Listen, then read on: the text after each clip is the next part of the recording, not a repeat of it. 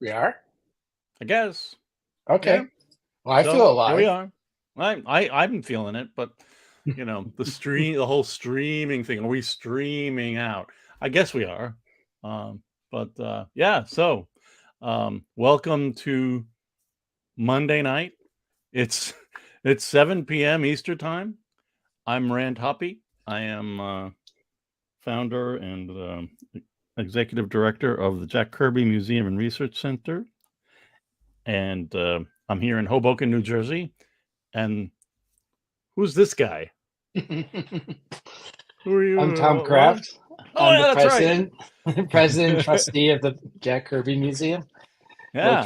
I'm located in Arlington, Massachusetts. And Happy New Year, everyone. Happy 2023. Hope it's a great year for everyone. Lots of Kirby in there. Yes. And so we are streaming out to Facebook, YouTube, Twitter, and Twitch.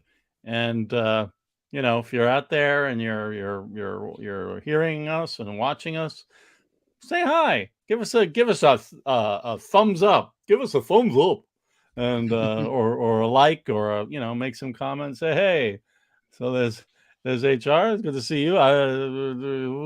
Good to see you from YouTube. Thanks for joining us. And we've been, oh man, what have we been doing? We've been doing this. Kamandi. This is episode 14. This is 14? Our 14th. Yeah, it's our 14th episode. Where we're taking deep dives into Kamandi, sharing some cool art that we have in our digital archive, talking about the stories, the characters, the influences that Jack Kirby drew on and drew. Funny how that works. We just so many great stories and great characters and exciting animals that talk like men that act like beasts in the after Earth AD after disaster. We had some fun with Lois DeLivio and my wife Lisa back early in the second episode, and we had spent some time with Mike Royer a few weeks ago. It's like 7 weeks ago now. That was, I think. And hello. Oh, there we go. Yep. So I'm just moving through all these title cards. 11, episode 12. We looked at the Superman episode. All right, Peter Grimshaw. Excellent. That's great. So you got yourself the collected Kamandi book. Very nice. So always, buy yourself presents. Treat yourself for a change. In the new year. Hey, Lanterns, good to see you. And 75. Woohoo. Yes, great to see you. Comic book deep dives. Hello, more Kamandi fun. Yes, it's happening. And Happy New Year. Don't cry, man. Okay, I don't know. An emoji and a what?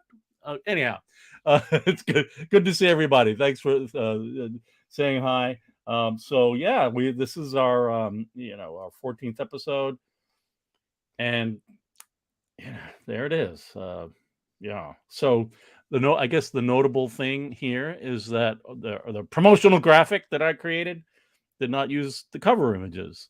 Why? Because they were drawn by Joe Kubert. We love Joe Kubert. It's a Kamandi podcast or show or whatever. So Jack Kirby. So who am I? What am I talking confused. About? I'm babbling like a maniac. Anyhow, so yeah, it's so we want to have Jack Kirby art in our promotional graphics. So that's what I did. So these are all the splash pages from issues 34, 35, 36. And let's get into it. Shall we? We shall. Okay. Where did we leave off, Rand? Hey, wait a minute. Make mine Kubrick. Okay, 2001. It's coming. Anyhow. Where did we... Well, a red hand came out of the birth bag. Was it bloody? We don't know. Except for the fact that Jack says it's not a Frankenstein monster and calls the story Pretty Pyra. So I'm gonna assume it's a female and it's pretty and she's pretty because she has those distinctive Jack Kirby pointy female hands. What else is notable? This is the last one that he edited, right? This 33. Yeah. So So you'll notice, like, if you start reading anything after this one, you can tell the difference. Yeah. And then later on, Jack supposedly doesn't write at all. I was going to ask Mike Royer if he remembers when he's inked the last couple of issues, if it was like if he got a script or if Jack wrote a script into it, or how did that work out? Well, we have pencils, and there's no dialogue or captions or sound effects. Okay, so then he must have got a script to write in to add. That's what that would imply. Yeah, okay. But we'll see that next episode, because that's not this episode. And Jack did love everybody. He definitely treated everybody like they were the most important person in the world when he would talk to them, when you would meet him at Comic-Cons, and yeah. yeah, we have had Tracy Jeremy on. It was really fun. check out our what was that, the 3 days on the 103rd birthday. Yeah 26 hours, 26 shows. Amazing. Why anyhow, it was great to have. Well, we did it over 2 days, right? That's right.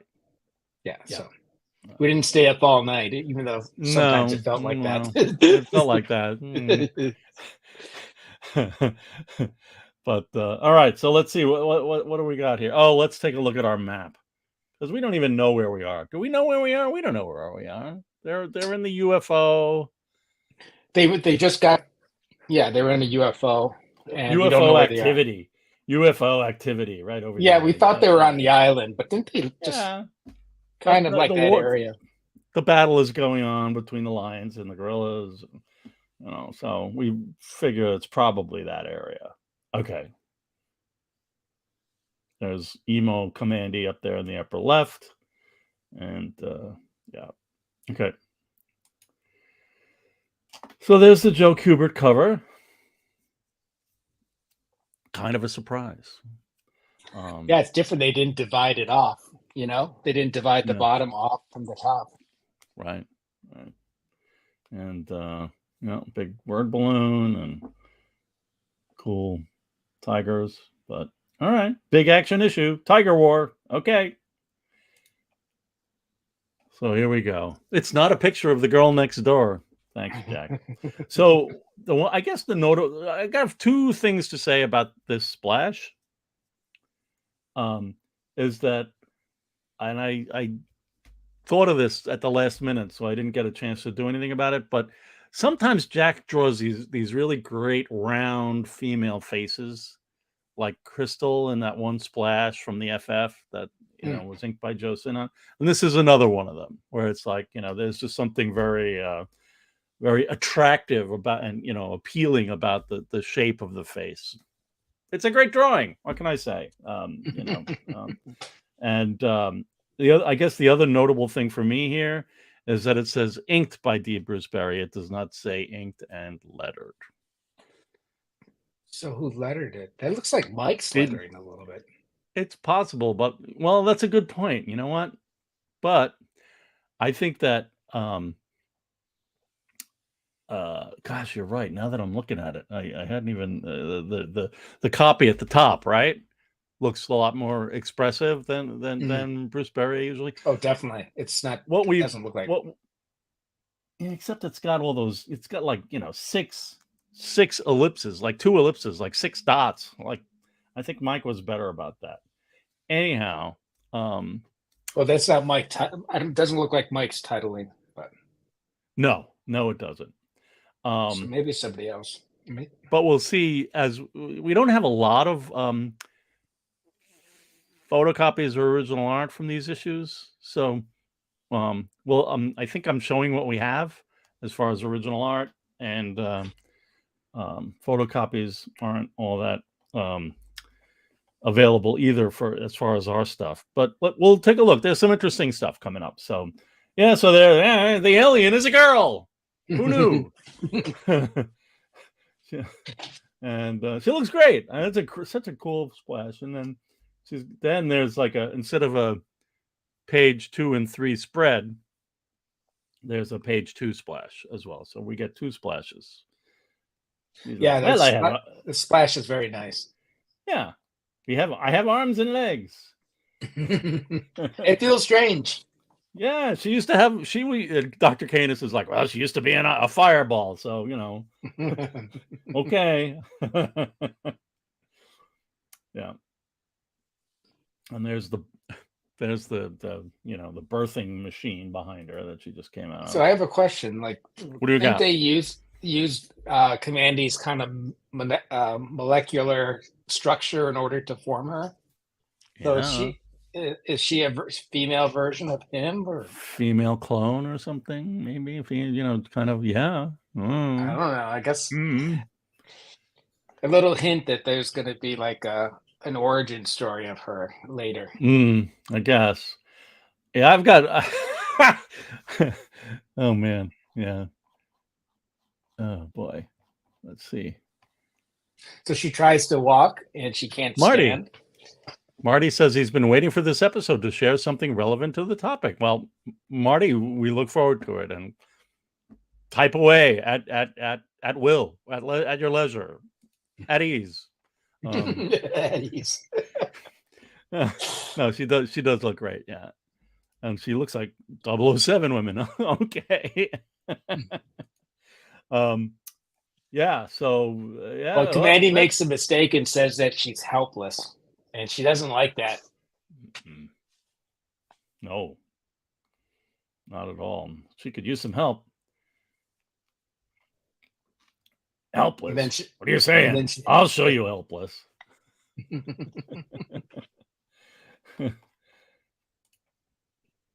Zappo.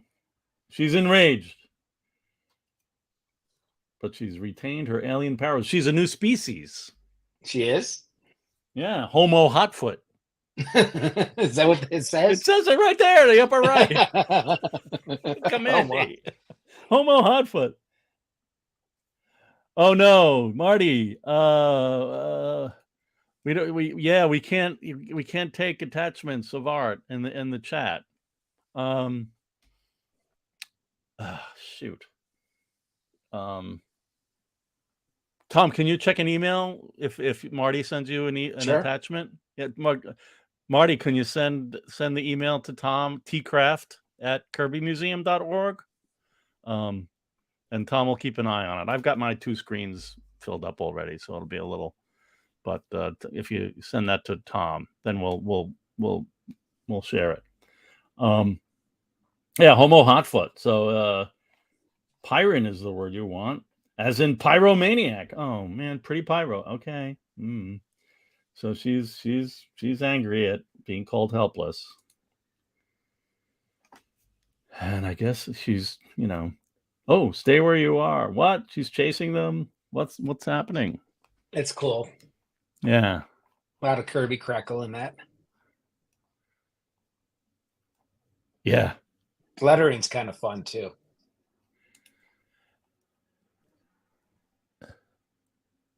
Yeah, I think. Well, I'll get to why I think that about Bruce, like why the lettering didn't happen. Oh, he just mentioned them to me. See, that's the problem. I'm all right. Well, shoot. I will. I'll go to Facebook. Okay. Oh man, that's not good.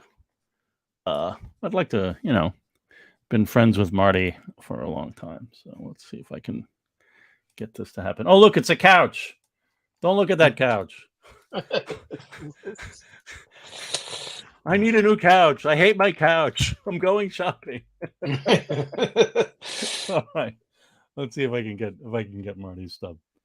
Let's see, Messenger. Oh, he has some art. Okay. All right. Fantastic. I'll save that. This is Marty. This is exactly the stuff that I was going to bring up later for some of the art that we have. But it's great. It's great. So let's just let's go back. We'll go back a page, and then I'll bring up Marty's fun stuff here. Come on, mouse. Where's my mouse?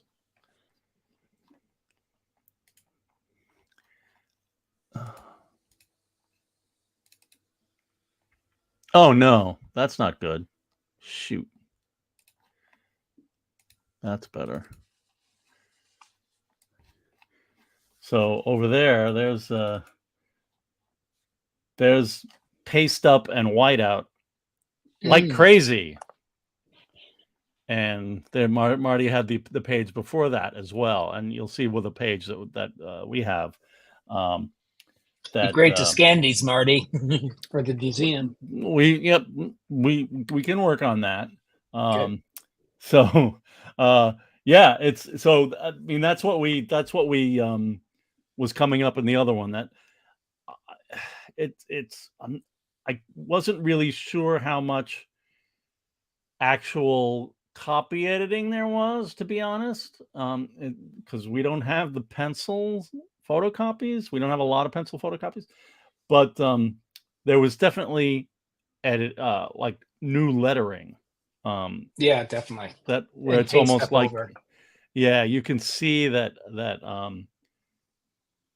oh yeah, see underneath that rapidly the heat grows, the lower left. There's like an E over here. So what is that? Is that more? I mean, did they just, as I suspect on this thing that I'm going to show you in the next few pages, it almost makes me think that they just didn't like Bruce's work, and they relettered it. So it says, "Oh, you bought that from Jack. Oh, nice, in 1982. That's fantastic." Yeah. So lots of whiteout and paste up stuff. And yeah, I don't know. It's I mean, you can see lines for paste up here, you know, paste up there, all kinds of whiteout. And you know, yeah, it's like some of the later issues, like the trying to think which ones, like I think maybe even the later Losers, but also what was that Richard Kung Fu Richard guy? Dragon Kung Fu Fighter, yes. Yeah, that thing was just like edited to hell. It was, yes. No, nobody needs to see that. What are you doing? Come on. I want to really bring up the other page Marty sent, but I downloaded it in a very a small form. Hang on. Just because it's cool. You know, where are we going? We got the time. Let's see. From Marty. Okay. I'll get the second one. Oh, that's the one I just did. And then it's the first one. Okay. It's like I saved the thumbnail from, you know, in the messenger rather than the actual. Let's see if I can get this one up. No. Hang on. Yes. All right. Now, so here's the other one. That's the same one. God damn it, Rand. You're out of your mind. All right. Back to the drawing board. And oh, sorry. Yep, it's just the one page. Okay, never mind. Marty sent it to me twice, and I thought there were two pages. Sorry. Oh. So you've got the alternate. Oh gosh. Okay. Let's bring it up again, because that's what we love this stuff.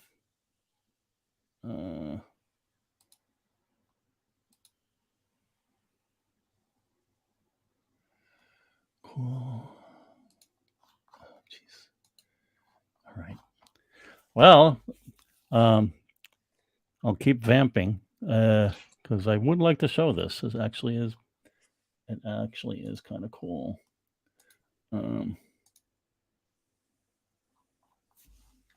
Okay. That's not the one. Oh, here we go. Great.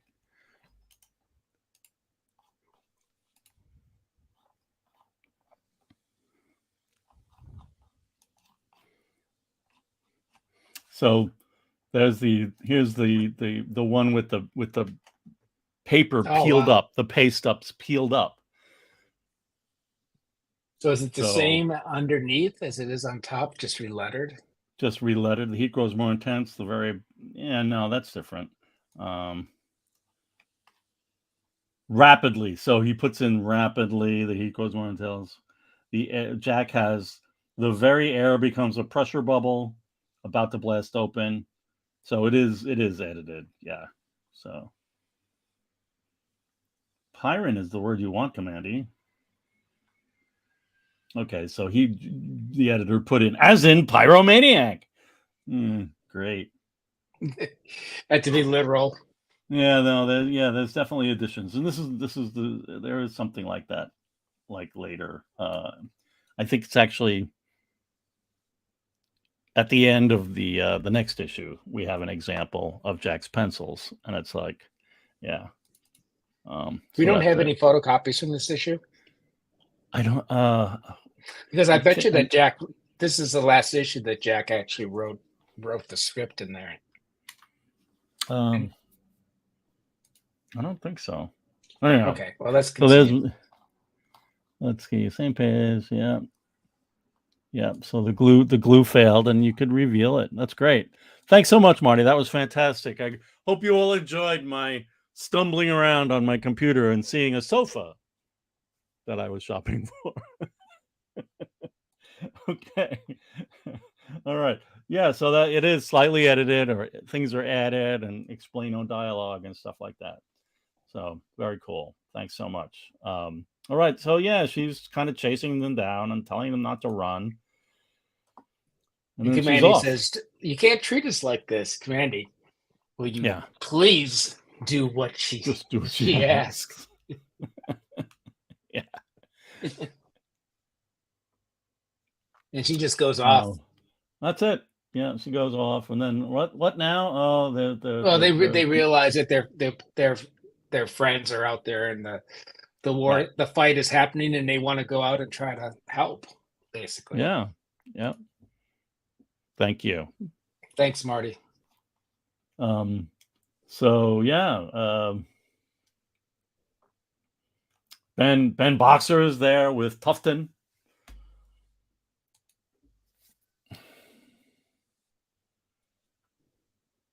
Boxes that have the word ammo on them, always helpful. And so you know what they are.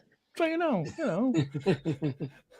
Iconography. So they're still fighting the apes. Yeah.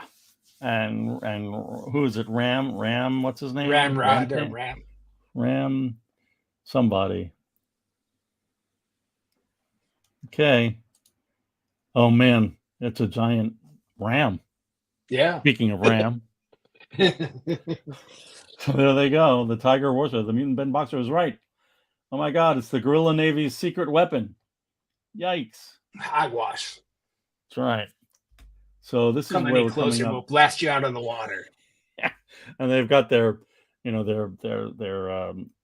loudspeaker, bullhorn type thing going on.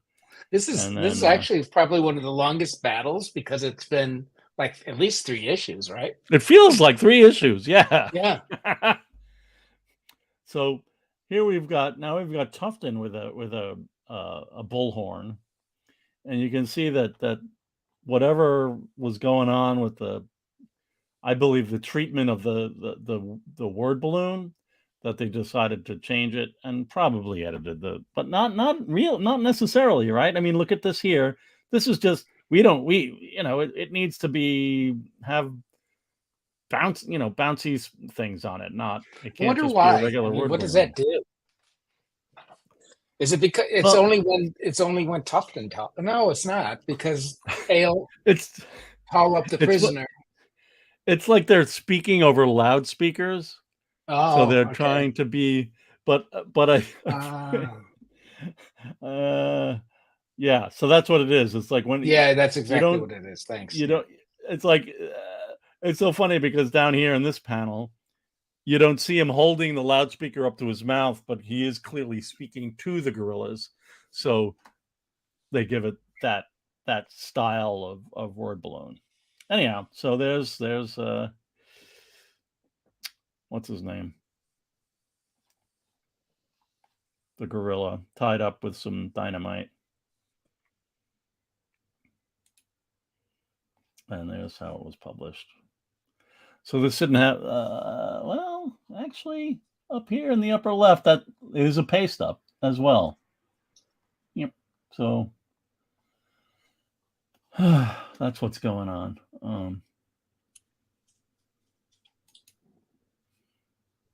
So now we're back, and we're looking at we're back with Kamandi and Professor Canis, Dr. Canis. And Kamandi suggests, well, we got a UFO. Let's do something with it. Let's try to help them. That's right. So again, we still wonder where those apes are, but that's okay. Right? No, they've been taken out. Yeah, no, they were taken out and put on the ship. Okay. On the tiger ship, because he's the one that's with the dynamite right now. Right. So, yeah, what's his name? Ram Jam or something like Ram that? Jam. Thank you. Jeez, yeah. I was having one of those moments. So it was a classic Kirby, curved hallway thing in the upper right here. It's really pretty fun. And they're like, well, this ship was built for living fireballs. Why do they need a pilot seat?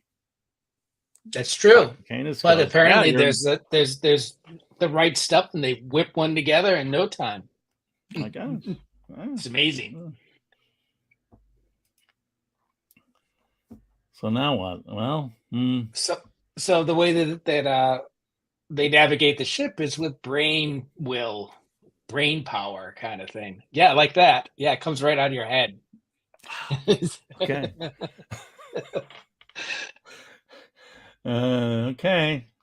So it's happening. They're kind of thinking, right. Even though they have like a T bar in front of them, I'm not.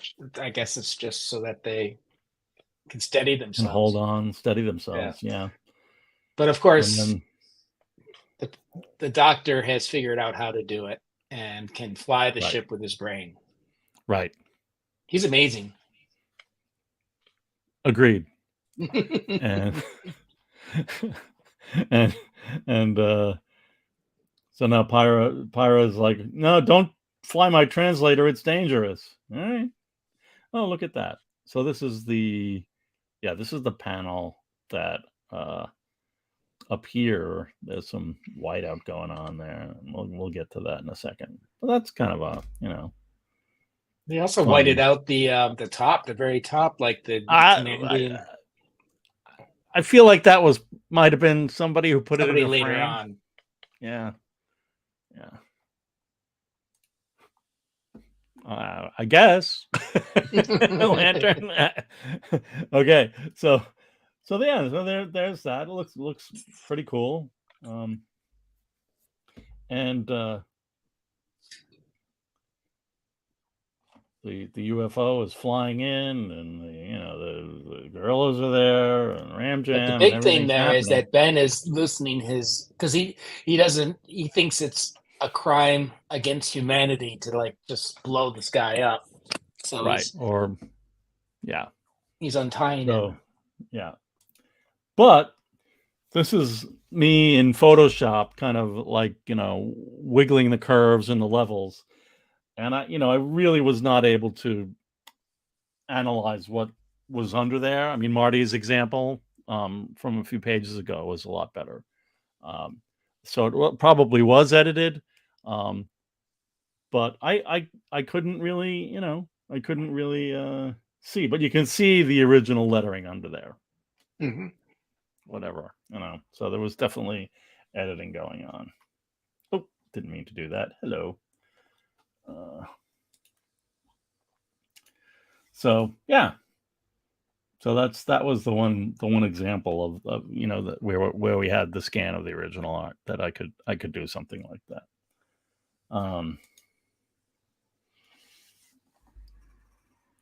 So now what? Oh, there's Ben. He's still loosening. And what? How did that gorilla get free? So long, Prince. See you in hell. And he shoots Switches at him. around. It was you, wasn't it? You turned him loose. It was me. Yes, I did. And then the UFO comes in. They shoot it.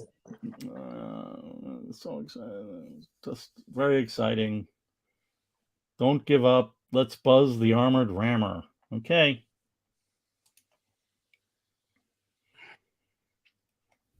Wow. And then what?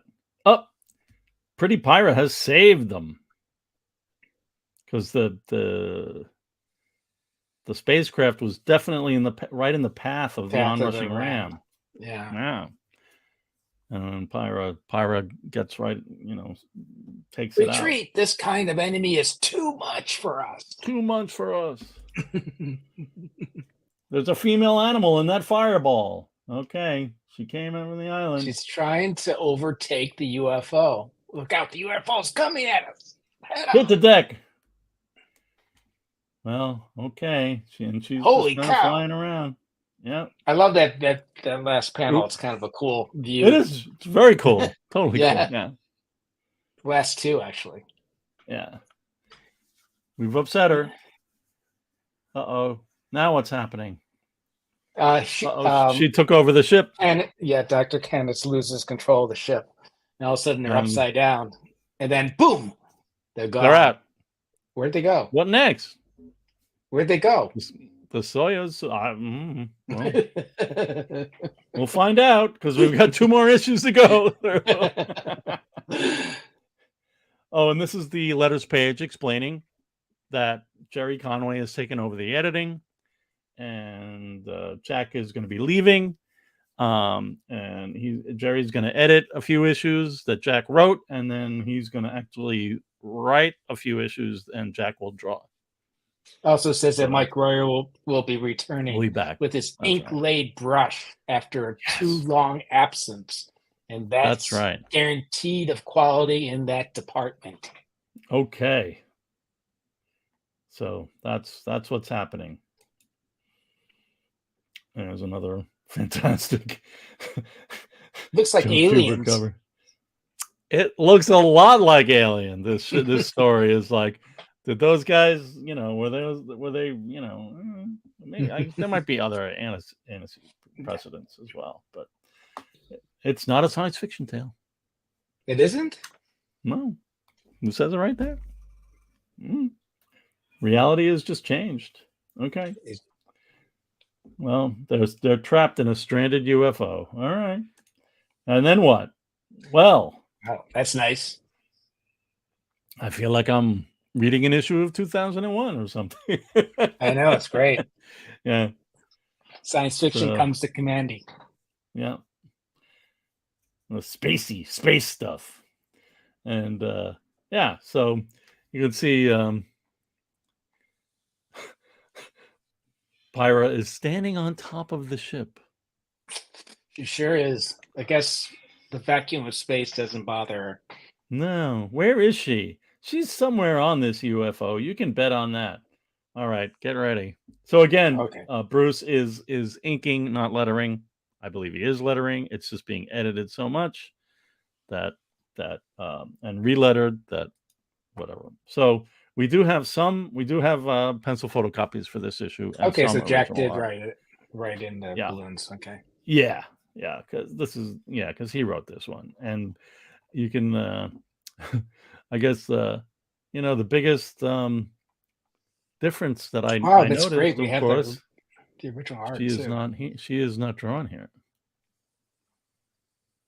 So wow, you're right. Was that an addition, or was it? I mean, I see blue edit lines, right? We've seen that before. The blue line pencil, like because the paper was bigger, right? So they would, as big as the photocopy that we're seeing. So they would put the correction person or the editor would put a line down and say, clean this up or change this, question mark to an exclamation point or whatever. Blues, because blue didn't reproduce in right. in the printing process. That's what these blue lines were indicating. Do this here and do that there. But you'll see. Okay, number one, what do we got? We have. We wonder about what the deal is with her standing on top. And then down here, it looks like they've either redone the lettering or just redid the balloon. This one looks like a paste up, right? You see this line here? Yeah. So that looks like they re-lettered it and put something on top. I guess this one too. So there's a lot of, a lot like Marty's example, a lot of re-scripting, shenanigans. And again, yeah, and you can see that like this bubble here. Remember, Kamandi, she's from another galaxy. Besides ... remember, she's from another galaxy. Like, really? Editors got to edit, I guess. That's their job. They have to do something. Delight is back from Western Australia. Good to see you. Welcome back. Good to see you. No, I know the art really is lovely in black and white, isn't it? And no, there are not unused covers for this. He just gave them the story work and didn't do covers. And just generally, a lot of times Jack would draw the covers after he drew the issue. He wouldn't draw the cover first. Right. So he might have just been trying to get his page count done, and that was it. Then he was gone. And I think that's the bigot. Yeah. So here's kind of says it'll help. And here he says, I have a feeling it might help. Yeah, if you notice the edits, a lot of times he made, there was a lot of stuttering. Yeah. Yeah, I mean, they just added stuttering. I don't know why. More naturalistic. I guess. Because you got to have your intelligent dog speak more naturalistically. Well, even the top right, I know, Kamandi. Yeah, no, you're right. Exactly. He's, making Dr. Canis out to be scared, frightened. Yeah, wait till you see the later issues. It's even more obvious once he writes it. Once he's writing it, yeah. Yeah. So then there's the printed version, and there's her hand in the window, and there she is. There's our friend. Right. I don't know, I don't know. I have the feeling that they added her on the. I do too. It's not really obvious in the art, in the original art, that it was there. No, she's not there in the pencils. So, but she's not there in the pencils. All right, so, and then we have a splash, chapter splash, the Soyuz Survivor. Soyuz Survivor. And there she is. She's on the roof there in Jack's pencils. And it's the Soyuz was a spacecraft from USSR. Yeah, it was like a series of spacecrafts, actually. From USSR. That's right. Like the Apollo program, the Soyuz program. Yeah. And then, of course, there is there was the Apollo Soyuz hookup in space. Wow. In 1975. So that was here's a painting from 1974 that I grabbed off the web from space.com right before the show, just because we needed to get that. It was a big deal that they had connected and shook hands. No, gosh darn it, and did all that stuff. So that was a cool painting of what was going on in space. So yeah, okay. And of course, Kamandi remembers it from the microfilm library. Yes, the microfilm That's right. library. Yes, yes. It always comes down to that. It He knows does. everything from He that knows library. everything. He knows how to use a gun too. He does, but He's he's an an animal. animal. He's an animal with a weapon. So yeah, lots of cultural references from Kamandi because he grew up in a bunker called Command D with his grandfather, and they used to watch microfilm tapes or something. Tapes. All right, so now they're what's going on? So they're gonna go and board. Yeah, it is great to see the pencils. I know. Yeah. Yep. That darn microfilm library full of great information. Yeah. And always available when you need it. That's right. So funny. Can you imagine like Kamandi sitting there at Kamandi with the two little things with the microfiche? Not great. Anyhow. So yeah. Funny how Doc Canis can shift from fear to curiosity. I guess it's part of his dog heritage. I know that's not Jack. Jack wouldn't write that. Do you think? Word balloon? Thought balloon? Did Jack have a thought balloon like that? No, I don't You're gonna know. make It me doesn't go sound and like look at the Jack never did things. You want to see if you can find the pencil photocopy? Do we have one? It? Probably. Yeah, I think so. Yeah, it'd be nice to see. Page 6. Because I picked this one. I'll improvise a gangway. So yeah, this is again. You can see how there's some water damage, and now what? Soon a long metal tube, and you can see here. It looks like the edited balloons or edited captions have fallen off. Mm-hmm. It looks like there's glue there, and you can see Jack's indication of the balloon. You can see this first lettering, and then different, and this wasn't even changed. It makes me really think that they just didn't like Bruce's lettering because there's no change. There's no change to the script. They just wanted more white space or something, I don't know. So there's that. I'm right behind you, sir. I'm right behind you, sir. No, that looks the same, actually. Okay. So now they've boarded the Soyuz. They've connected to it. They forced air into it.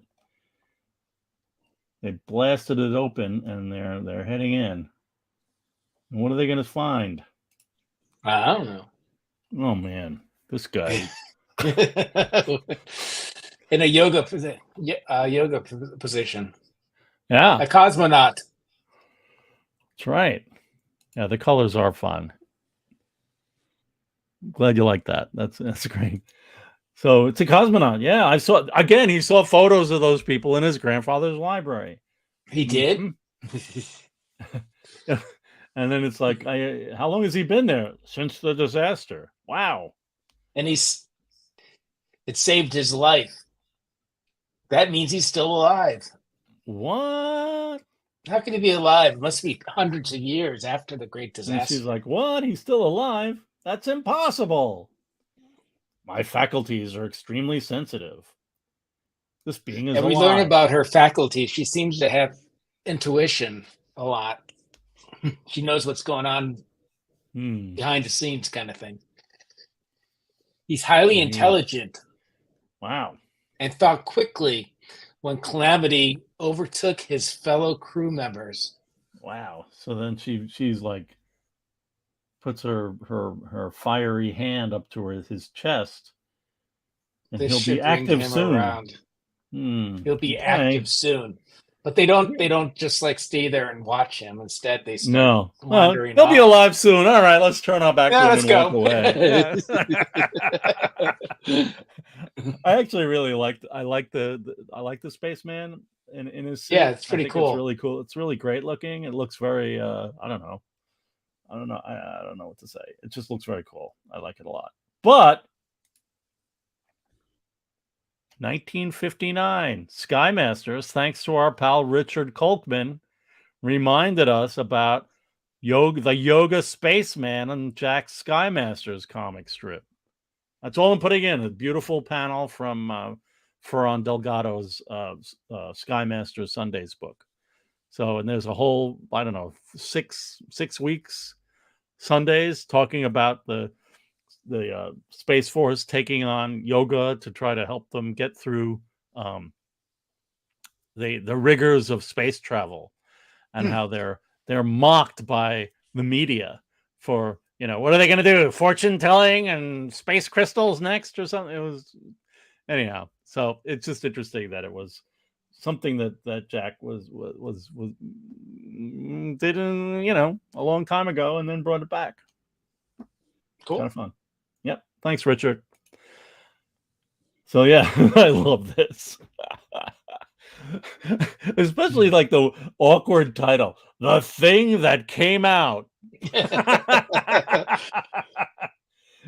Okay. It's just like birth bag. It's like birth bag. The thing that came out of the birth bag. What? No. And it did really kind of remind me of Alien in a way, right? It's just very kind of.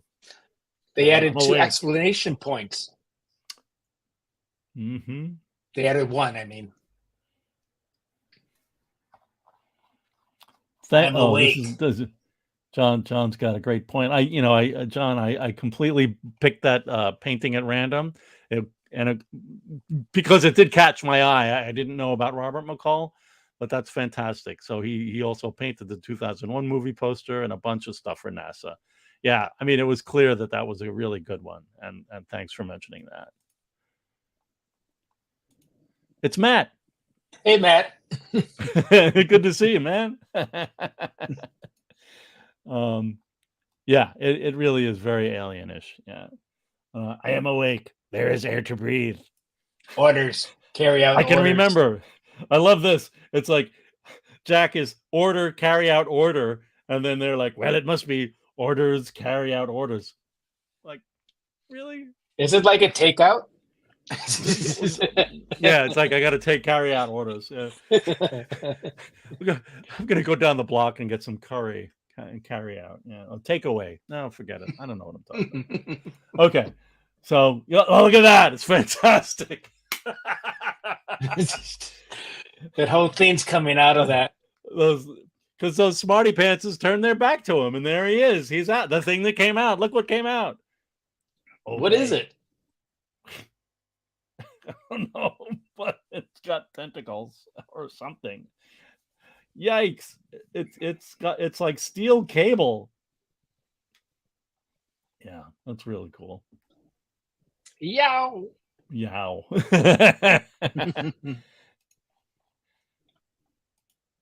This is true. I appreciate that. Yeah, let him go. Flicks. You hit him with a stick. Then what? Oh man! Yikes!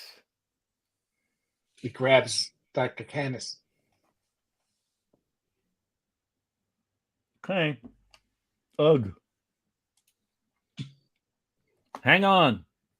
I'm doing my best. Oh no, his hands are burning. Yikes. Because it excretes acid. Yuck. Just like aliens. You know how aliens excreted acid? Mm-hmm. That's right. And of course, Pyra comes to save the day. I like the two-handed fire blast. Yeah. Right.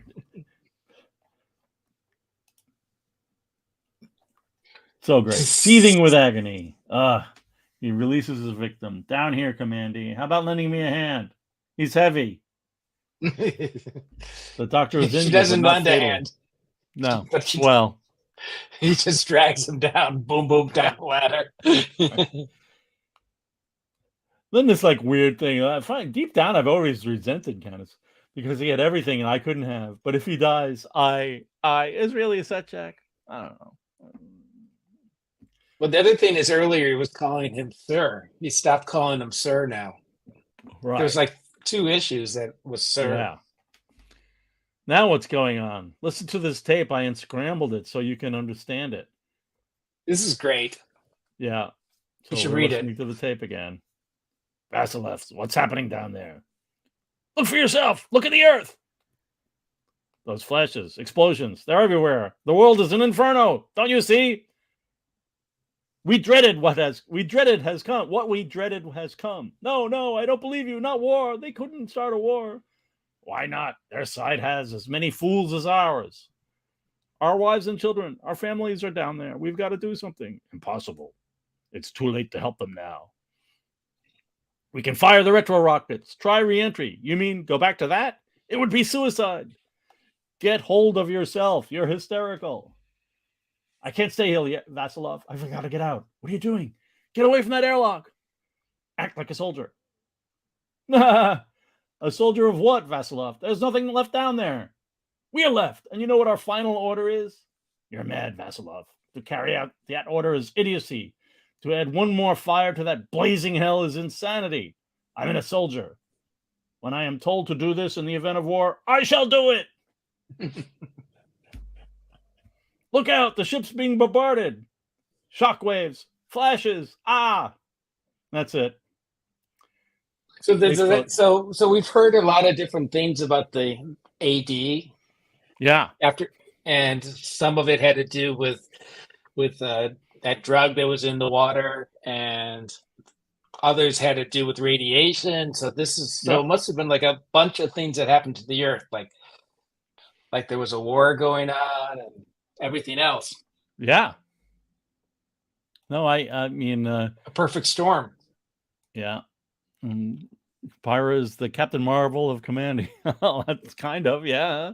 And it is wild. You know, and Delight says, I thought she looked like the Silver Surfer, except for her arms and head. Well, she, I like the Silver Surfer reference because I feel like other than she definitely has the squiggles, but she is kind of like doing that fish out of water thing that Jack liked to do and wanted to do with, I guess, starting with Cocoon Man, known as him, now known as Adam Warlock, and then the Surfer from Thor.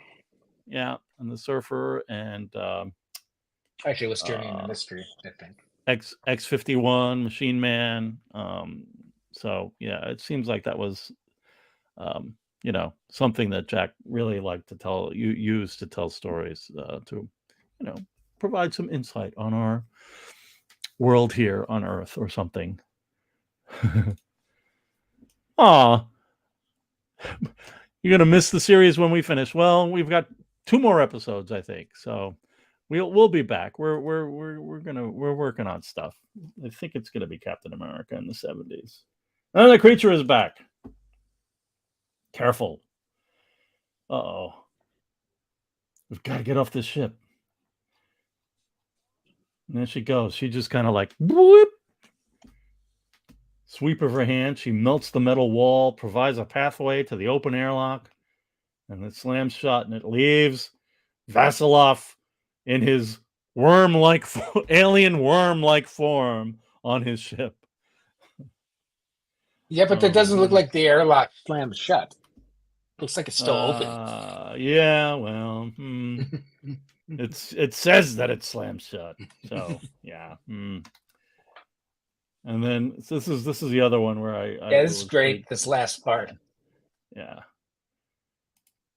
You can see where Jack says it struggles to assume the shape it harbors in its mind. And then the editor says gradually, almost painfully, it struggles to assume. Well, is that necessary? Yeah, I think so. But whatever. It gets paid by the word. Yeah, What is that line about carpenters? You have a hammer, everything looks like a nail. Yeah. You know, when you're an editor, everything needs to be edited, I guess. So yeah, and he stands and he's like he's getting ready, he's gonna go. The ship is an orbital bomb, and he's trying to connect it to make it for the last explode. order. The last That's order. right. That's right. But all the parts have disintegrated, and he'll be doing that for eternal. Yes. In the eternal night of starlit space. Starlit space. Space. Yeah. And yeah, she is very Adam Warlock like, and I like that about her. Pretty cool. So then, if you think Pyra is through with her whimsical ways, is she? You've got to see the hotel. Okay. Oh, I do. Hotel. Okay. I'm ready for the hotel. Here we go. the wolf and the alligator fighting over Kamandi. Okay. The animal's ours. I guess it's delicious. Okay. Everyone is just dying to get into the hotel. Yes. Are they? They are. Yeah. So there they are. There's Pyra. They're on the UFO. They finally land back on Earth. They're, where are you taking us? I kind of realized that these stories were very much like they're, Jack made this, the world map, right? Back in issue, whatever, the giant size issue. And it's almost like, well, now they're with Pyra and they have a spaceship. They could go wherever they want. Whatever spirit moves the story, but anyhow, okay, so she's taken them to a secret place, and it aroused her curiosity. Well, all right. Oh, it used to be the Mexican coast. Oh, so now we know where they are. Now we know where they are. Okay. The climate's inviting. Acapulco. That's right. It's an old, there's something here, and it's very large. What is it? I don't know. Get ready for a jolt, Kamandi. She's not kidding. She clears the jungle. She's an energy being. Oh, hello. That's fun. And you can see all the editing lines again, the blue pencil, all kinds of paste ups, and you can see the difference in the lettering between Barry's lettering here and what's probably somebody in house at DC re-lettering it.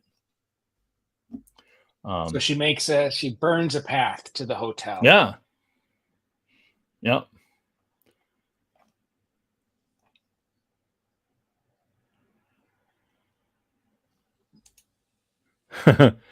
Well, that's an idea, HR. Yeah. I know. Delight. Yeah. So that's, and that's the kind of being second guessed like that, as, the challenges that Kirby had at Marvel coming up soon as well. But yeah, so she makes a path, and they have no choice to follow her, and then there's a building. All right, it's a hotel. Again, he saw it in the microfilm. He did. He knows what a hotel is. Yeah, because he saw it. Look at that. The coloring is nice. Yeah, it is nice. That's nice. Yeah. What am I looking? What is this? It's like, clean this up. Makes you wonder whether there were more details in there. It says CLEAN, clean. Yeah, could be. Because the art got trimmed, so we don't get to read the full note. Yeah. Okay, it's the hotel. It's morning in Acapulco. With big roots on top of the hotel. Yeah. But it's in great shape. Yeah. Filled with ghosts. No, there are many beings. There are beings here. Many beings. Many of them. She knows. She has that intuition again. She has that, she's very acute senses. Well, and the doctor is ready to take a break. Kamandi sees a pool. He jumps in, and then That's what? pretty cool. Yeah. And he comes face to face with this alligator underneath. Bloop. Bulp. Bloop. And then this guy, he's like, crocodiles? That scares it, Mark. Someone's thrown another animal in the pool. It's funny, they can talk underwater. They don't need the little things that the dolphins do. Yeah, that's right. That's right.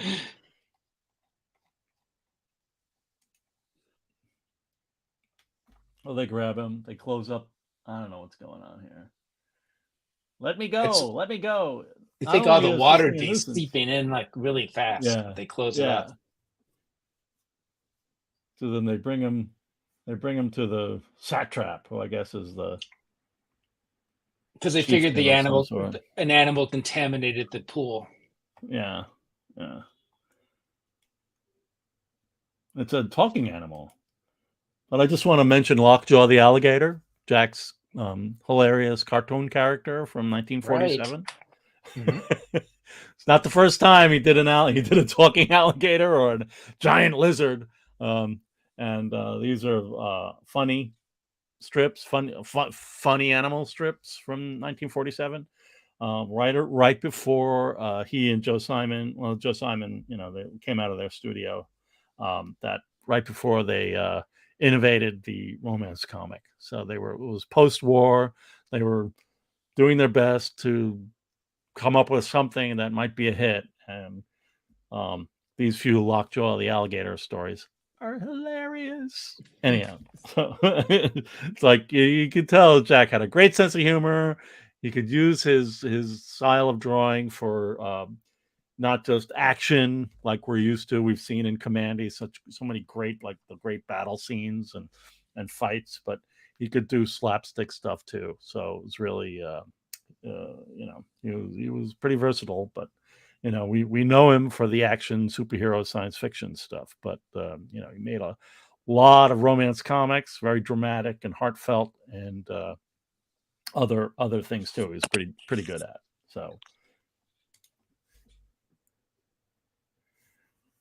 So then, still stuff going on with these gators.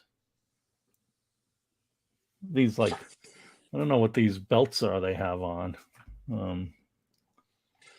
Well, they do have some fashion but I wouldn't go so far as say that they're as good as the bats. No, the crocodiles are not nearly as fashion forward as the bats are.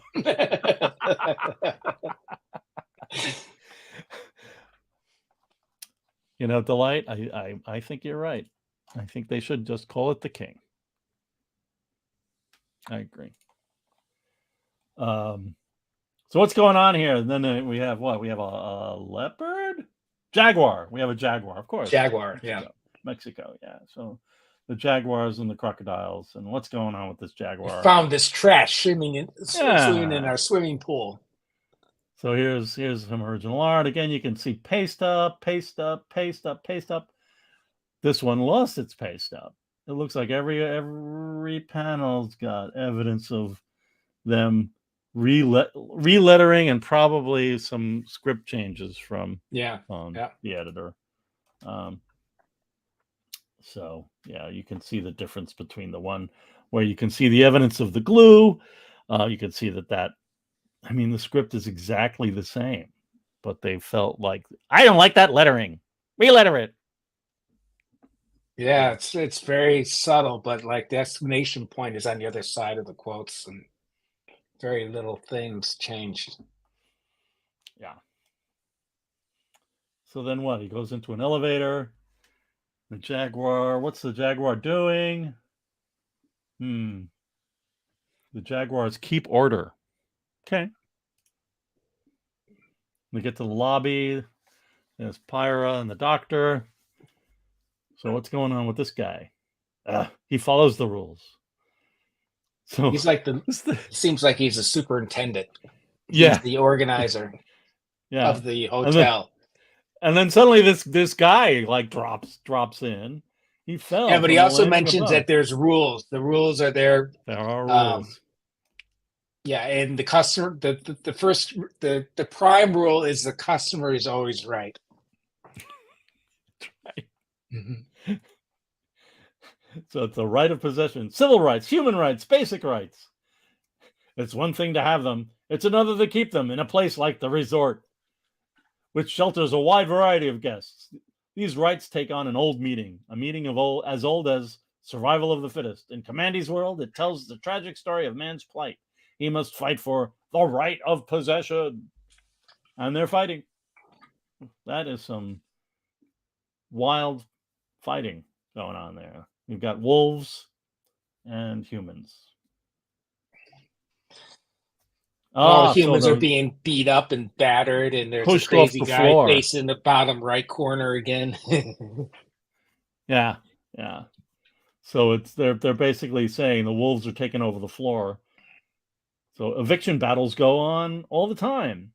I expected that when the wolves arrive. So yeah, they're basically the wolves are kicking out the humans on the second floor.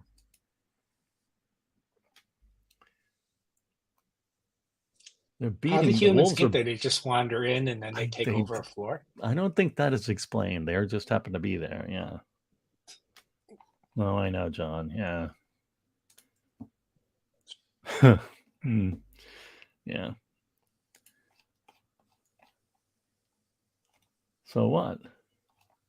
It is. You get what? It is. It's the Hotel Baja California. No, that's the other side. We're in Acapulco. Yeah. Okay, so it's the Jaguars stay out of it, but then everybody get no killing on premises. Another rule. So now Kamandi is like, all right, I'll play your game. I'm claiming possession of the second floor. You can have it if you can take it. And then Kamandi that's the rules of the hotel. Like if you could fight for your area.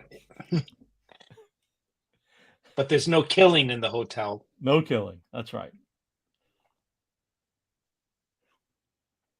Squatters. Yeah, that's right. Squatters' rights. Yeah. Okay, so he's taking on the supervisor. You still want occupancy of the second floor? I sure do. And Cadus and Pyra, they're like, well, Kamandi, you can have this one on your own. Well, you can go ahead and do this, but we're leaving. So now he finds some chemicals and puts it into a tank, and he knows what he's doing. He finds the right ones. Microfilm. Because he saw it in the microfilm? Always. May I choose my own weapon? But of course, you just can't kill. No bullets or knife stabbing. Baseball bat, good. Yeah. Wolves have hard skulls. No, okay. So he's putting chemicals in a tank. And what's he going to do? Well, all right. And then he announces that he announces it. Fight. So, yeah. And he wanted to use like the element of surprise, but there's no surprise now. But that's not the way it's done. It's not It's not in the rules. Okay. And he's like, I've got a knife. You can't do it. I can kill an animal. I'll only get a small fine. Oh, here's the original art. Because animals don't matter. Right. I have no idea what Bruce might have done here, but there's all these corrections. Might have done some special effect of some sort that I can't quite figure out. Yeah. He's got to be crazy to face us alone. Again, paste up everywhere, Mm. Oh no, that wolf's got a knife and he knows how to use it. How to use it. No, wolves always know how to use knives.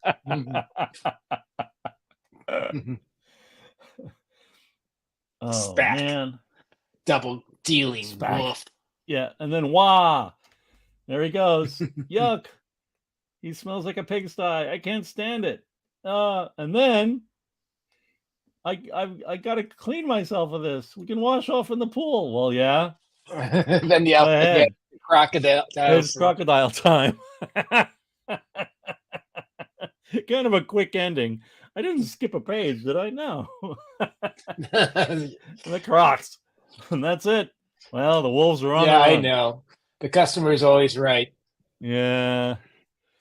And there it is. So yeah, and here's like more blue pencil here. It just says on sale the first week of October. And there it is. So, and the Crater people are coming up. So, I mean, they're entertaining. You know, Jack wrote them, so there's that. It's just the edits seem a little, you know, off-putting, but you know, I don't know. That's life in the big city, I guess. Oh my gosh, we're done. So we are raising money for our collections website. Please consider helping us with the finances to be able to pay some professional web developers and database people. Tom has taken on a lot of that. He can't do it all. I can't do it all. You can't. You can't. And I've barely done anything, but I help a little bit. But yeah, it's we can definitely use that. You can go to that URL there, Kirby Muse call. That will help us out. And you know, yeah, Jack should be as well known as Disney. I mean, he doesn't have a big company named after him with theme parks and all that stuff, but he should be a, you know, I'm not the only one, but you know, a number of us are like, you know, he was really one of the most important creative people in the last half of the 20th century. So you know, he should be as well known as some of those other folks in that area. Here's some of the database work that Tom's been doing in what is that, Airtable or something like that, and just Airtable. normalizing. So that's the archive, but we've also been working on a catalog raisonné, which is a listing of all the stuff that Jack has produced, and also the site is envisioned to also have a gallery section for research, so you'd be able to zoom in and talk about things and so forth. So yeah, so that's a sample design for a landing page that Tom whipped up. It looks really great. Tom is a great graphic designer, so it's always things are always looking good. Wow. That's right. Well, you're not too shabby yourself. You're great. Thank you. No, they did. They paid millions. Disney paid millions, and I wish they would pay us something for our archive so we can get this thing produced. But we need to work on that. We'll work on that. But that's what's going on. You can become a member of the museum. We do have some membership premiums that we'll send you if you become a member. I think it's $50 a year. We also have a gift shop where you can buy many wonderful things like shirts like this and this and pins and posters. I will say it again, the Captain Victory poster, you're missing out. It's a good one. It's got a brain and a hand. It's got, you know, oh man, it's so good. You got to see it. Yeah. So check out our website and go to the gift shop and buy stuff, and we'll send them to you. At least send them. I'll send things right here from where I'm sitting, and Tom will be doing the same. So we'd appreciate. Yeah, we have a beautiful, huge, limited edition print. Only I think 50 of them or 100. I forget. 100, I think. How many left? The Dream we Machine. have 100 left. Yeah, the Dream Machine. Tom is limited to 100. Fulfilling that from. We got about maybe 50 left, I guess. Oh, okay. It's crazy. Yeah, and a lot of times people don't know that it's him, right? His creations are known everywhere, and they don't They don't necessarily have his name attached. It's usually Marvel. And then if it's Marvel, then it's Stanley. And that's too bad. But we're working on it. That's our mission. Thank you, Lanterns. We will see you again. And what do we got? We got episode 15. So yeah, it's the issues that were written by Jerry Conway, drawn by Jack. I think there's inking and lettering by Mike Royer. So they'll be different, and you can certainly see that center image there is that's not a Jack Kirby. I don't know. I just look at that and I go, yeah, no wonder he like somebody else wrote that and told him to do that, because that doesn't seem like the kind of splash he would do with all those words. Yeah. I don't know. Just not his style. So yeah, next week, January 9th.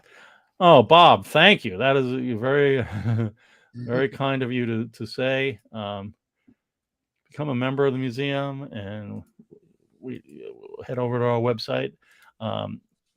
Can't wait for next week. Yep. Steve Meyer. Thank you, Steve. Happy New Year to you too. Museum member A1. Happy New Year, Steve. Happy New Year, Delight. Thank you, John. Great to see you. And yeah, thanks, John. We will be moving on, and we'll see you again next week. All right, folks. Yep. Take care. Bye-bye. Bye.